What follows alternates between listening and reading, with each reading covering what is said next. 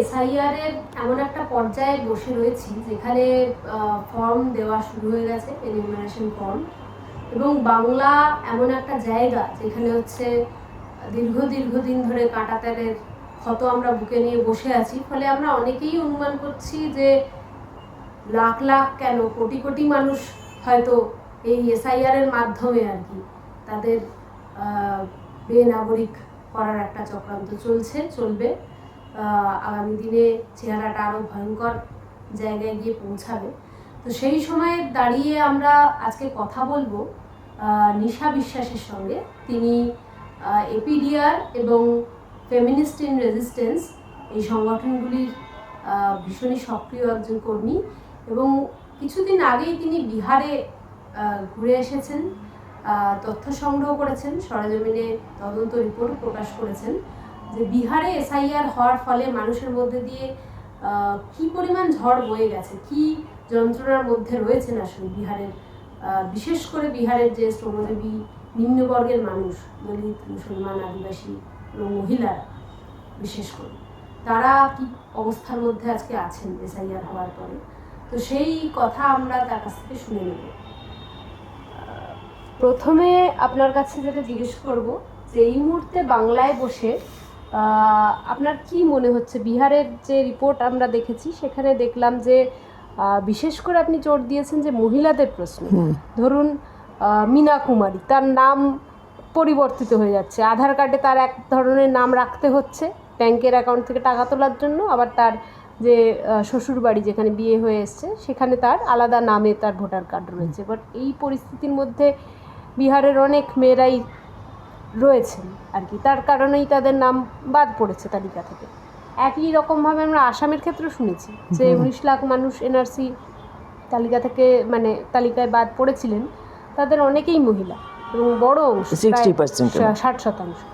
তো এই পরিস্থিতিতে দাঁড়িয়ে বাংলার আজকে এসআইআর শুরু হয়েছে, আপনার কি মনে হয় বাংলায় কি হতে চলেছে?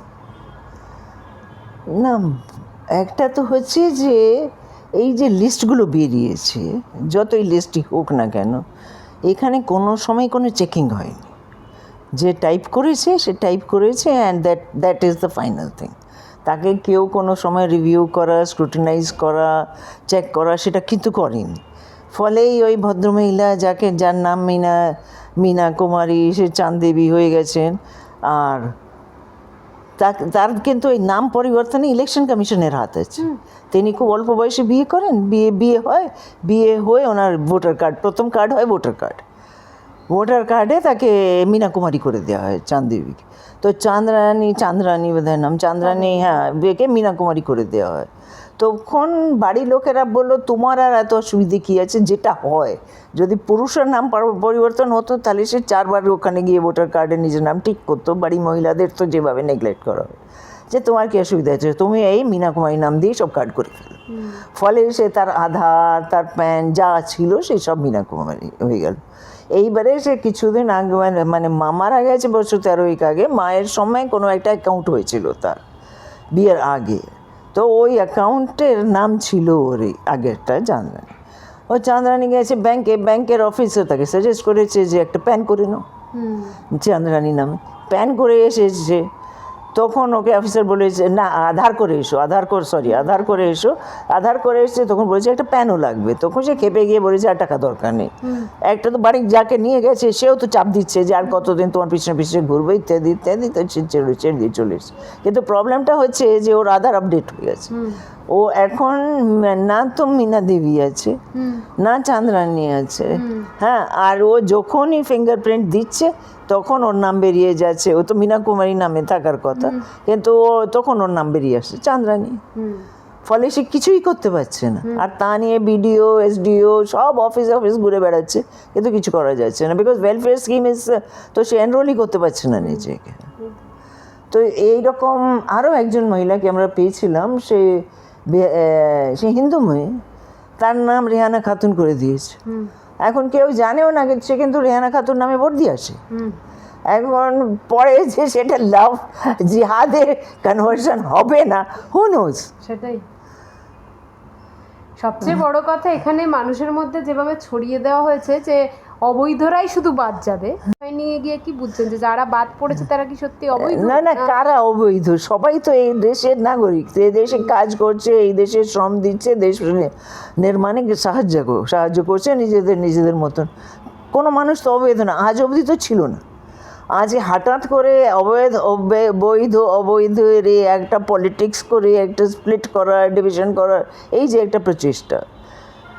বেসিক্যালি এতদিন অবধি ভোটাররা নির্বাচন করতো যে গভর্নমেন্ট কার হবে, এখন গভর্নমেন্ট নির্বাচন করছে যে কারা ভোটার হবে। ইন আ ব্রডার পার্সপেক্টিভ আমি সেটাকে আজকে দেখতে পাচ্ছি, এইটা হচ্ছে একটা সাফাই অভিযান। এই যে মোদি সরকার যখন 14 আসে, তো 2 অক্টোবরে একটা সাফাই অভিযান করেছিল, আমরা সবাই দেখেছিলাম। এখন আজকাল ওইটা চলে না, 2 অক্টোবরে ওই স্বচ্ছতা অভিযান আর চলে না। আমরা দেখেছিলাম যে সব জায়গায় জায়গায় ময়লা সবাই বড় বড় ঝাড়ু নিয়ে পরিষ্কার করতে বসেছে। তো তারপরে টাকা পরিষ্কার করার জন্য নোটবন্দি, হ্যাঁ, তারপরে ট্যাক্স পরিষ্কার করার জন্য জিএসটি, তারপরে জিএসটি এত পরিমাণ বাড়িয়ে দেওয়া হলো, এখন কমিয়ে দেওয়া হচ্ছে, এখন বচত উৎসব হয়ে গেছে। তারপরে হচ্ছে যে আপনাকে ভাইরাস আটকাবার জন্যে, ভাইরাস পরিষ্কার করার জন্য লকডাউন। এখন মানুষ পরিষ্কার করো, মানে এইটা, মানে এই স্বচ্ছতা অভিযানের মানে এই মালার একটা করে কড়ি ধরে নেওয়া যেতে পারে, আর যে কত কড়ি ওদের হাতে আছে কেউ জানেন না। এবং মূলত এই স্বচ্ছতা ওদের কোটানকোট ওরা করে কাদের বাদ দিতে চাইছে আপনার কি মনে হয় বিহারে? না, অফকোর্স যাদের বাদ দিতে চাইছে, যারা ওদের ভোটার নয়, যারা দলিত, যারা ওদের হিসেবে দেশের শত্রু, মুসলমান, হ্যাঁ, যারা মহিলা, যাদের কোনো কাজে তাদের লাগে না এক্সেপ্ট পুত্র সন্তান উৎপাদন করা ছাড়া, সে সব কটাকে বাদ দিতে পারলে তো ওদের ভালোই হবে, জনসংখ্যা কমে যাবে। জনসংখ্যা কমে গেলে এই যে 85 কোটিকে 5 কেজি করে রেশন দিচ্ছে, সেটাও কমে যাবে। সেই পয়সাটা ওরা আবার আদানিদের দিতে পারবে, আম্বানিদের দিতে পারবে। এই পুরো জিনিসটা তো ওইটা। তারপরে কিছুদিন পরে তো ওরা, এখন সেন্সাস হবে, এরপরে সেন্সাস তো এখন অবধি হয়নি, 2021 হওয়ার কথা ছিল।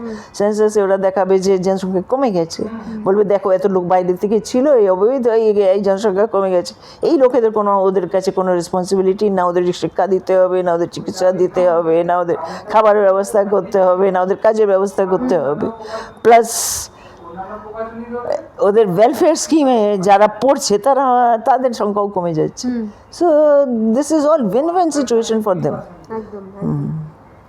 এবং আরেকটা বিষয় হচ্ছে যে আমরা দেখছিলাম বিহারে প্রচুর পরিমাণে দালাল চক্র, এই যে RTPS সেন্টার থেকে তোমাদেরকে করিয়ে দেব, এই নাম নথিভুক্ত করিয়ে দেব, এত টাকা দিলে করিয়ে দেব, এই যে বিষয়গুলো কাজ করছিল, এইটা সম্পর্কে একটু বলুন যে কিভাবে গড়ে উঠেছিল এই দালাল চক্র? না, ওখানে তো মানে সব জিনিসই টাকায় হচ্ছে। জেরক্স যেটা নর্মাল কোর্সে 1 টাকা 2 টাকায় হওয়ার কথা, সেই জেরক্সই হচ্ছে 15 টাকা, 20 টাকা, কোথাও 50 টাকা। গরিব মানুষ, আনপড় মানুষ, অক্ষর জ্ঞানও নেই, তারা ফর্ম ফিল আপ করতে পারে না। তাদের ফর্ম ফিল আপ করতে এমনকি পঞ্চায়েতের লোকেরাও 50 টাকা 100 টাকা নিচ্ছে, বিএলওরাও নিচ্ছে। বিএলওরা ফর্ম আপলোড করার জন্য, যেটা ওদেরই কাজ, সেটার জন্য পয়সা চাইছে। দালাল আছে যে তোমার কিচ্ছুই নেই, আমি তোমার সব from A to Z all কাগজও করিয়ে দেবো, রেশন কার্ডও করিয়ে দেবো, আধারও করিয়ে দেবো, প্যানও করিয়ে দেবো, সব করিয়ে দেবো, তুমি আমায় 20,000 টাকা দাও, ভোটার লিস্টে নামও তুলিয়ে দেবো। এইরকম মানে প্রচুর। তারপরে হচ্ছে যে ওখানে তো ডকুমেন্ট আগে দিতে হয়েছে, অতএব জাতি প্রমাণ, নিবাস প্রমাণ। সো এইগুলো করতে গিয়ে ওদেরকে যেখানে গিয়ে দাঁড়িয়ে মানে দলিল, জমির দলিল একটা বার করতে, যেখানে লাইন দিতে হয়েছে, সেখানে পয়সা। তো আমাদের তো একজন মহিলা বললেন যে ঠিক আছে 15-20 হাজার টাকা লাগুক, কিন্তু আমার নামটা উঠে আসুক। সো মানে আমার কাছে নাম তোলাটা হচ্ছে এখন খুব দরকারি। তার জন্য আমার যদি এত টাকা লেগেও যায় তো ঠিক আছে, আমি ধারটার করে নেব। মানে ধার করে আর কোনোদিন শোধ করতে পারবো না, কিন্তু ঠিক আছে আমি নামটা তো আগে তুলি, আর না হলে তো আমার সবই চলে যাচ্ছে। আর একটা বিষয় যেটা জানার, সেটা হচ্ছে যে বিজেপি তো তাদের এজেন্ডা ক্লেম করছে যে তারা সংখ্যালঘু মানুষজনকে মূলত আর কি তারা বেনাগরিক করতে চায় এবং SIR তালিকা থেকেও বাদ দিতে চায়, এটা তারা প্রকাশ্যেই বলছে। তো বিহারে এই চিত্রটা কেমন দেখেছেন, মানে মুসলমান ভোটার বা সংখ্যালঘু ভোটার তাদেরকে টার্গেট করে করে বাদ দেওয়া হয়েছে? বাদ দেওয়া হয়েছে। তো আমরা তো ওই কিষানগঞ্জের পাশে কি ঢাকা বলে একটি জায়গায়, ওটা তো রিপোর্টার্স কালেক্টিভই এনেছিল যে 80,000 লোকেদের জন্য বিজেপির বিএলএ ক্লেম টু বি বিজেপির বিএলএ, এমনকি বিজেপির একটা এমএলএ চিঠি দিয়েছে যে এই এতগুলো লোক সন্দেহজনক আছে, এদেরকে নাম বাতিল করো। তো হ্যাঁ, পুরো জিনিসটা উঠে এলো বলে জানার নেই যে কত লোক বাতিল হয়েছে, কিন্তু এটা তো হয়েছে। তো এই যে অবজেকশন, এতদিন অবধি তো লোকে জানতো না যে ভোটার মানে কেউ যদি ভোটার লিস্টের নাম তুলতে চায় তাহলে তার বিরুদ্ধে অবজেকশন দেওয়া যায়। এখন এটা খুব পরিষ্কার আছে যে অবজেকশন দেওয়া যায়। তো ওটা তো হয়েছে। আমরা ভাগলপুর গিয়েছিলাম দুটো কারণেই, যে ভাগলপুরে একটা 1989-এ একটা মানে রাইট তো না, মানে এক রকমের হত্যা সংগঠিত হয়েছিল, আর প্রচুর মুসলিম মারা গিয়েছিল। আর তার সঙ্গে যখন অমিত শাহ যখন নক্সালিজমের এডিকেশন দেখাচ্ছে, তখন ওই ফুলকপি মানে ওই যে মাঠগুলোতে ওরা ফুলকপি চাষ করে দিয়েছিল ডেড বডিসগুলো নিয়ে। তো সেখানে তো লোকেরা খুবই চিন্তিত, মানে তারা বলছে যে ওখান থেকে আমাদেরকে ঘরবাড়ি বাদ দিয়েছে, আর এখানে আমাদেরকে মানে একটা গভর্নমেন্টের পক্ষ থেকে হয়নি, কিন্তু ওই রিলিজিয়াস একটা সংগঠন সারিয়াত ইমাম তাদের একটা জমি তাদেরকে লিজে দিয়েছিল। তো সেটা ছিল বোধহয় 30 বছরের লিজও ওভার হয়ে গেছে, তাদের লিজ কিন্তু রিনিউ হয়নি। তার সঙ্গে হচ্ছে বাঁকা ফাইন, হ্যাঁ, তার সঙ্গে হচ্ছে যে ওদের এইগুলো সব কারবার আছে। So they are very much worried যে আমাদের তো তখন বাড়িঘরদের পুড়িয়ে দিলে এখন আমাদের বলছো যে আমাদের কোথায় থাকি না কাউকে বুঝতো, আমরা কি করে দেব? তার সঙ্গে হচ্ছে যে তার সাথে সাথে হচ্ছে যে এই যখন এই জমি টমির কারবার, ওদের রেসিডেন্সিয়াল অ্যাড্রেস, তখন এই বাঁকা ফাইন নিয়েও ওরা চিন্তিত আছে। মানে ওখানে প্রচণ্ড টেনশন পুরো বিহারেই আছে। আর এখন তো জানাই নেই মানে যে কার ভোটার লিস্টের নাম আছে, এখন অবধি আমরা যতদিন ছিলাম ততদিন জানা ছিল না যে কার ভোটার, কেন ভোটার লিস্টও এমনভাবে ইলেকশন কমিশন পুরো জিনিসটাকে করেছে যে যখন অ্যাপ্লিকেশন করছি তখন একটা বুথ, তখন 1500 হচ্ছে যে ভোটার থাকতে পারে একটা বুথে, সেই হিসাবে একটা বুথ নাম্বার আছে, পুরনো বুথ নাম্বার। যখন নতুন লিস্ট বার করছে তখন বুথ নাম্বার চেঞ্জ করে দিয়েছে, বুথের সংখ্যা বাড়িয়ে দিয়েছে। ফলে এখন জানা নেই যে কোন বুথে আমি আছি, কোথায় আছি, তারপর কোথায় দেখবো।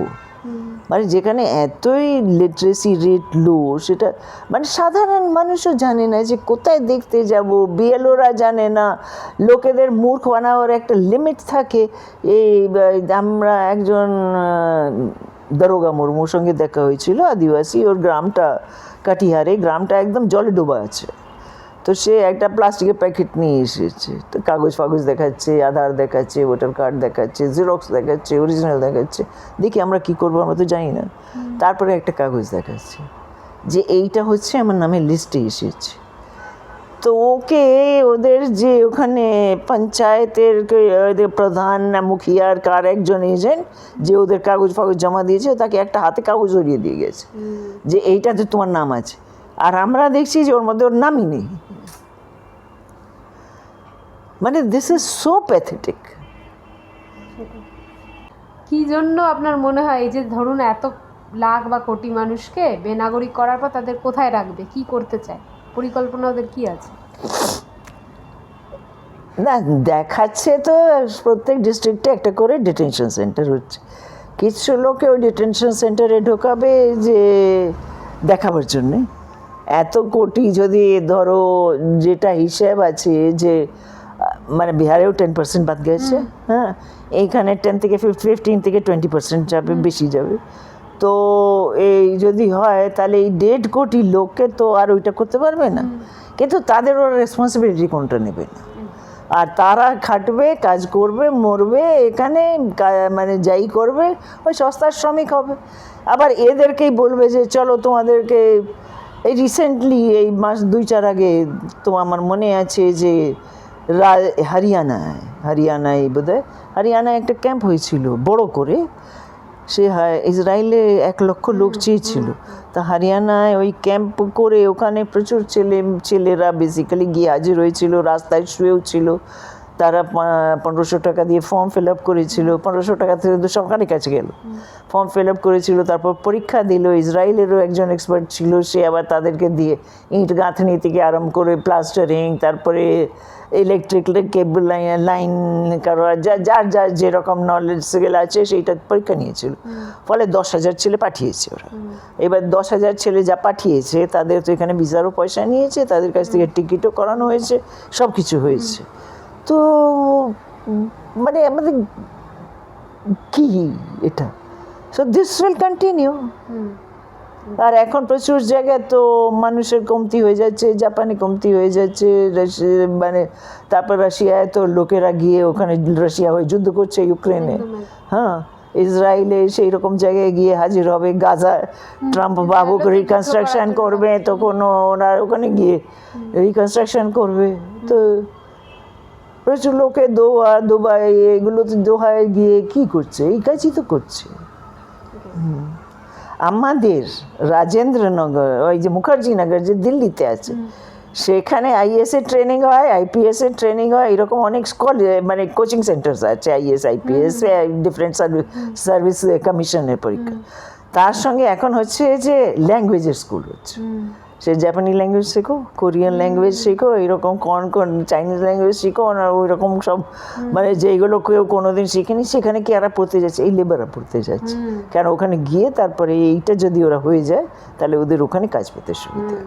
আরেকটা বিষয় যেটা মনে হয়, ধরুন আমাদের বাংলায় যারা আমরা এসআইআর বাতিল করো, এর আগে 2019-এ এনআরসির বিরুদ্ধে নো এনআরসি মুভমেন্ট ইত্যাদিতে ছিলাম বা করেছি বা সেই ধরনের স্লোগানগুলো বলেছি, তাদের ব্যাপারে উদ্বাস্তু মানুষ যারা বাংলাদেশ থেকে বিভিন্ন সময় নানা কারণে এসছেন আর কি, তাদের আন্দোলনের বিভিন্ন নেতৃত্বের একটা অভিযোগ থেকেছে যে আপনারা আমাদের বিষয়টা বা আমাদের যে একটা নাগরিকত্বের দাবি ছিল, এবং 2003 সালের যে আইন আর কি নাগরিকত্বের কেড়ে নেওয়ার একটা কার্যত জায়গায় নিয়ে যাচ্ছে, মানে এনপিআর করার কথা বলছে, অবৈধ বৈধ এইভাবে ভাগ করছে।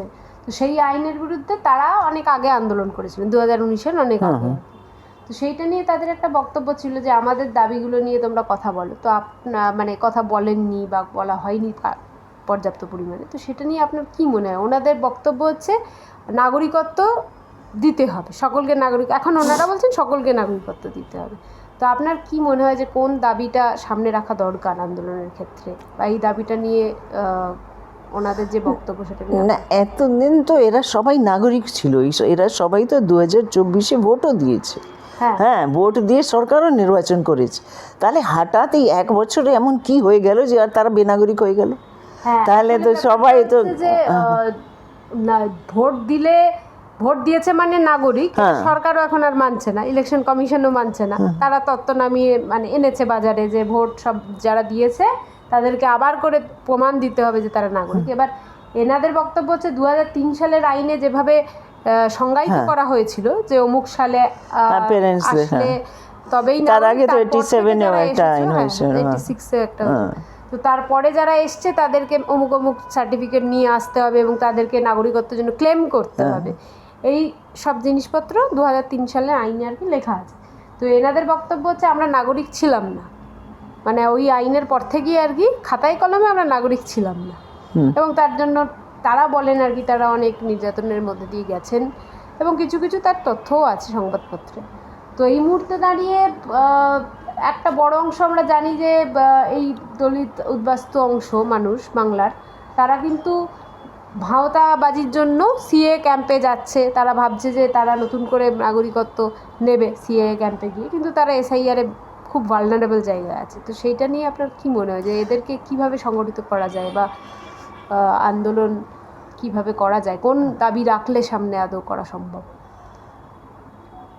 না, যেই দাবিটা আমাদের ছিল যে এসআইআর বাতিল করো এতদিন অবধি, সেই দাবি তো আর দাঁড়াচ্ছে না।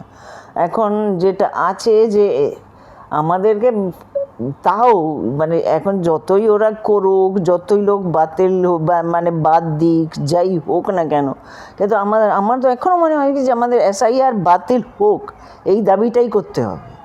এই এসআইআর বাতিল না হলে এই ভালনারেবিলিটির এক্সপ্লয়টেশন, ভালনারেবল পপুলেশনের এক্সপ্লয়টেশন কিন্তু চলতেই থাকবে।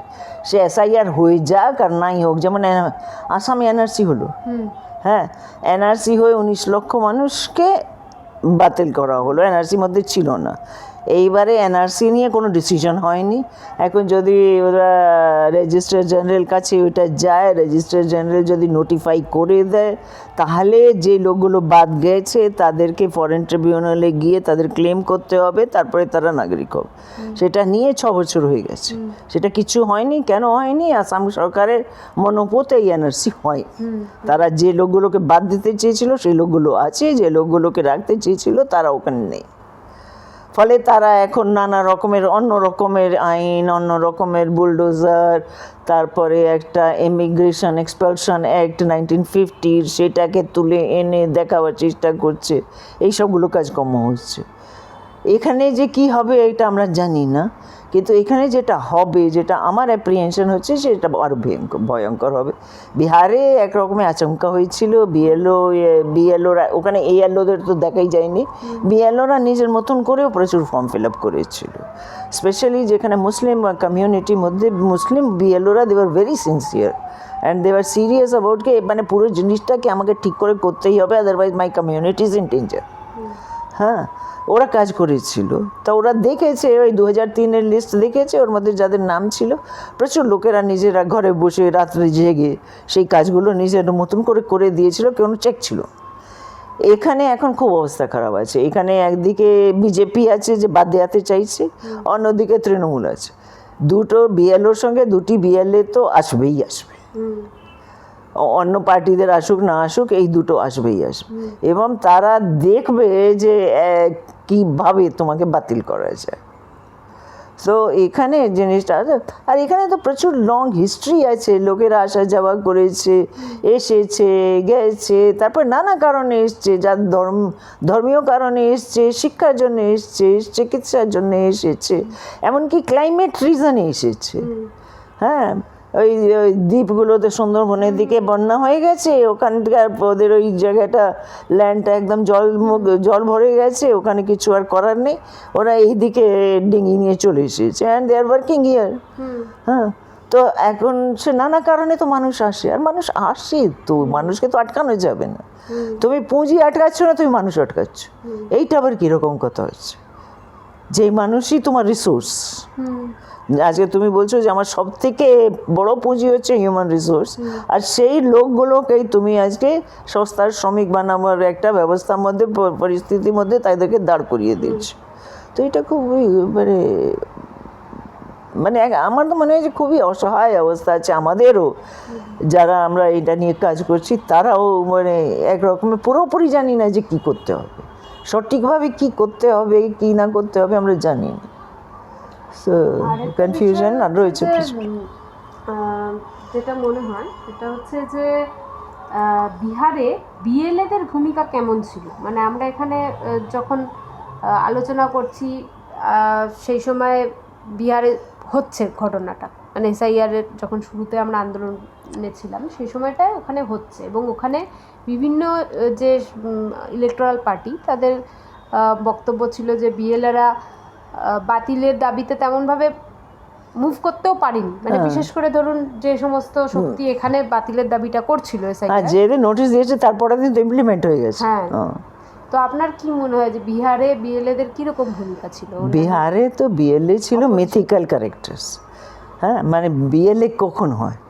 ইলেকশন হয়, ইলেকশনে বুথে বুথে পলিটিক্যাল পার্টি নিজেদের এজেন্ট বসায়, ওটাই হচ্ছে বিএলএ। ওদের ওই দিনই কাজ, তারপরে কিছু টাকা পায়, কিছু খাবার দাবার পায়, এইসব করে তাদের কাজটা মিটে যায়। তো বিহারে তো বিএলএ ছিল না। কাকে বিএলএ বলবে? কালকে যে কংগ্রেসের অথবা জেডিইউ এর বিএলএ ছিল, সে আজকে বিজেপির বিএলএ হয়ে গেছে। তো মানে বিজেপি পার্টি জয়েন করে ফেলেছে, তো বিএলএ খোঁজার ওদের কাছে জায়গা ছিল না। এখানে ওয়েস্ট বেঙ্গলে কী হয়েছে, সেই জুন মাস থেকে হচ্ছে বিহারে, আর এখানে ওরা তখন থেকে ইলেকশন কমিশন বলছে বেঙ্গলে হবে, এরা কিছু বিএলএ দাঁড় করিয়েছে, ডিফারেন্ট পলিটিক্যাল পার্টি তাদের ট্রেনিংও দিয়েছে, তারা জায়গায় জায়গায় ক্যাম্পও করছে, যেটা বিহারে কিছু লোকে এনজিওসরা কিছু চেষ্টা করেছে যে লোকেদের ফর্ম ফিল আপ করিয়ে দিই, সাহায্য করিয়ে দিই, কিন্তু এত এত পয়সা খরচা হচ্ছে যাতে পয়সা ওদের না লাগে, কম লাগে। কিন্তু এইখানে তো তারা সব মানে এখানে তো পুরো স্ট্রাকচার দাঁড় করিয়ে দিয়েছে। এখানে বিএলএ দেখতে পাওয়া যাবে, ওখানে তো বিএলএ কাকে বিএলএ কেউ জানে না, বিএলওই বোঝা যায় না তো বিএলএ কে। সেটাই। এই পরিস্থিতিতে দাঁড়িয়ে বাংলায় লিস্ট বেরোনো এবং এই প্রক্রিয়াটা চলাকালীন আপনার কি মনে হয় যে আমাদের কি করণীয়, বা আপনি কি বার্তা দেবেন যারা আন্দোলন করছেন, কাজ করছেন তাদের জন্য? আমি তো অনেস্টলি জানি না কি করণীয় আছে। অনেস্টলি যদি বলো তাহলে বলবো যে আমার জানা নেই কী করণীয় আছে। তবে এই কথা বলতে বলতে আমার মনে হচ্ছিল যে somehow we have to keep raising our voice যে হ্যাঁ ভোটার এই এসআইআরটা বাতিল হোক, হয়ে গেলেও বাতিল হোক। কেন এইটা কোনো প্রক্রিয়া হতে পারে না, এটা কনস্টিটিউশনের বিরোধী। আমাদের যে অ্যাডাল্ট ইউনিভার্সাল অ্যাডাল্ট ফ্র্যাঞ্চাইজ এই যে আছে এটার বিরোধিতা খুব বিরোধী আছে, ফলে এটাকে বাতিল হতেই হয়। আর এই মানুষের এই হেনস্থা এই করা আর এই পয়সা খরচা করা, এই যে সরকার কার পয়সা খরচা করছে, আমাদের এই পয়সা তো খরচা করছে, সেটা কেন কাজে লাগাক না?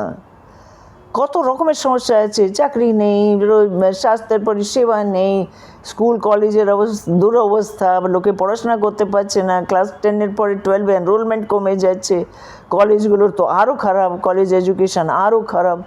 তো মানে সব কিছুই যদি এইরকম হয়, আর পুরো জিনিসটাই বিহারকে তো দেখে মনে হয়েছিল যে আমাদের তো একজন বলেও ছিল যে আমরা কি লিভার সাপ্লাই এর কারখানা।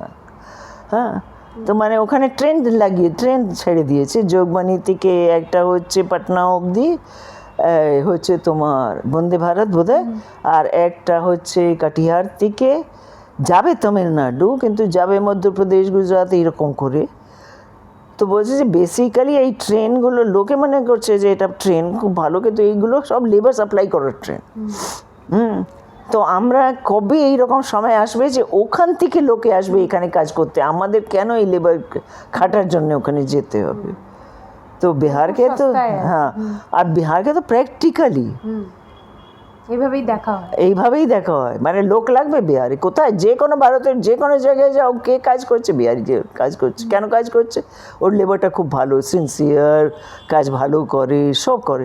সে পাহাড়ে গেলেও তাই, ইট গাঁথতেও তাই, কার্পেন্টারি কাজ করতেও তাই, বাকি কাজ করতেও তাই, সব জায়গায়। আর এখন তো আমাদের গভর্নমেন্ট বলছে যে আমরা হিউম্যান রিসোর্স এত বেশি আছে, আমরা হিউম্যান রিসোর্স নাকি এক্সপোর্ট করব।